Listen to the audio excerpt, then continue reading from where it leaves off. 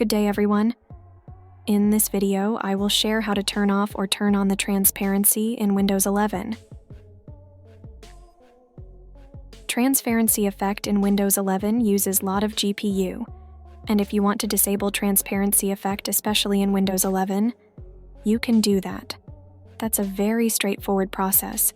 So, you just need to do a right-click in the Start icon, and then go to Settings.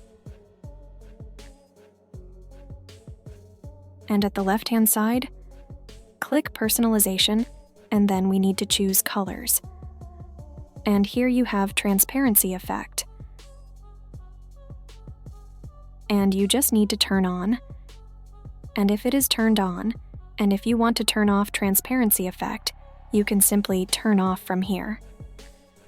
So the moment you turn off the Transparency Effect, the usage of your GPU graphics CPU is lesser and make your Windows 11 run more smooth. If you found this video useful, please give it a thumbs up and subscribe to our channel for more test tips, and see you in the next video.